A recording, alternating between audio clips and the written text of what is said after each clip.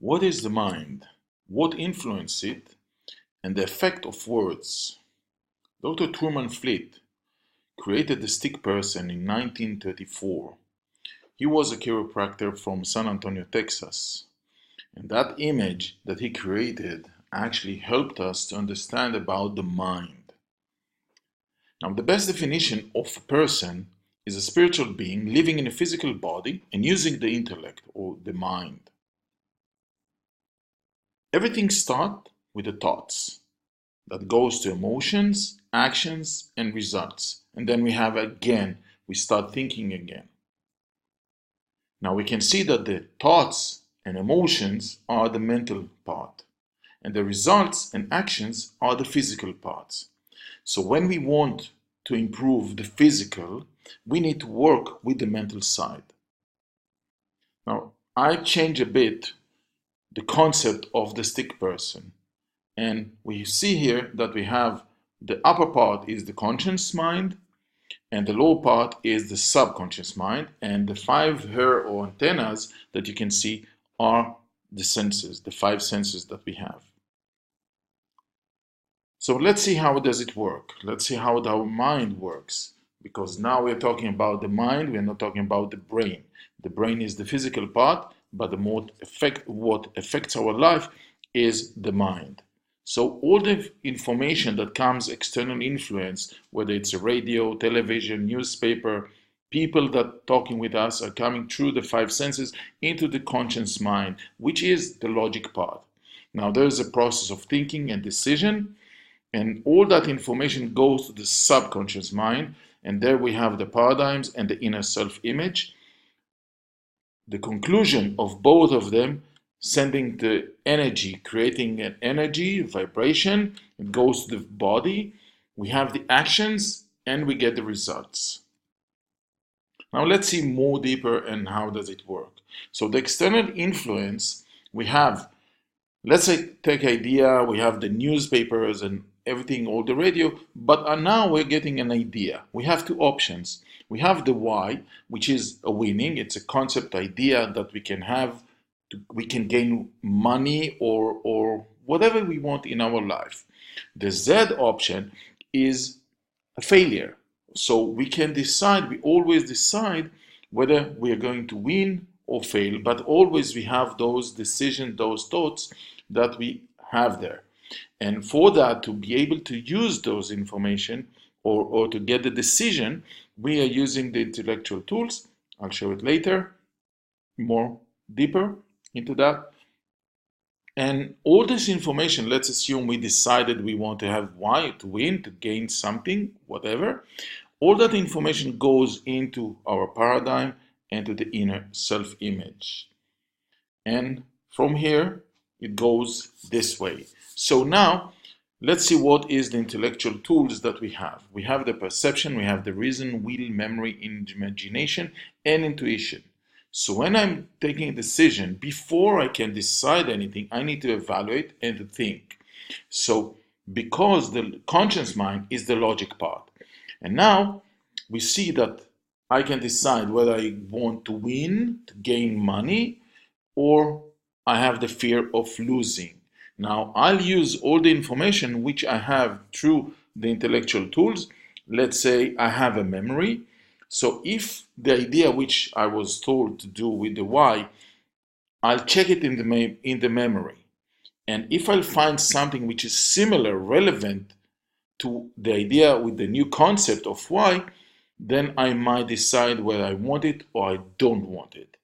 But that's always, and then I can use my intuition, then I can use my imagination, and all the perception and the reason and the will and all those ideas, using them just for one purpose, to decide whether we want something or not.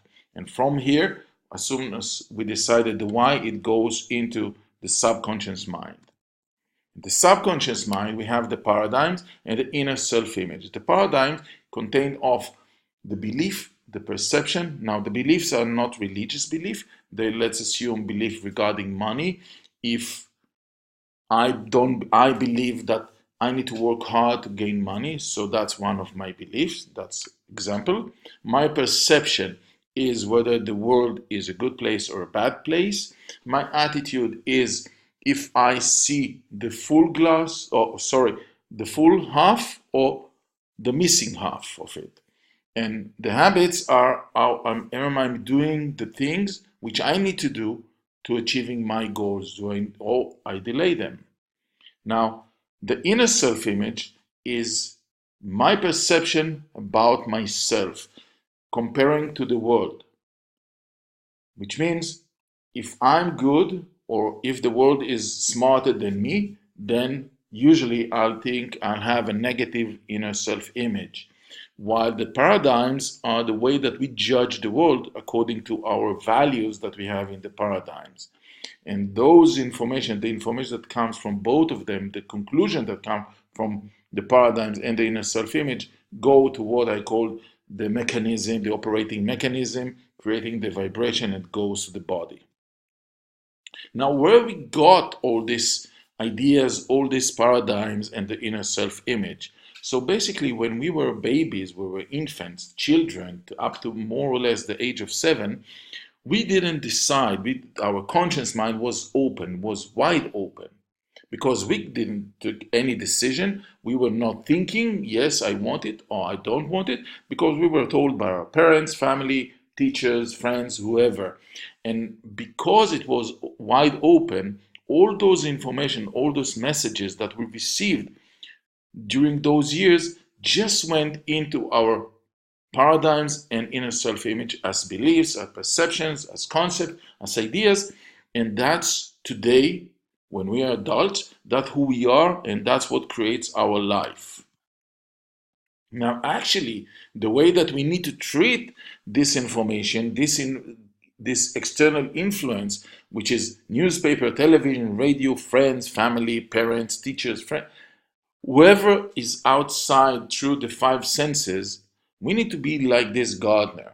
There's a gate, and that gardener is watching his garden, making it a beautiful place. So if I read books which affecting my life, which are not taking me for good decisions, are not helping me, or I'll watch television or movies which are not helping me as well, depends on the information. So basically, I need, like the gardener, to start control all the information that comes into my mind, into my conscious mind, and from there it will go to the subconscious mind.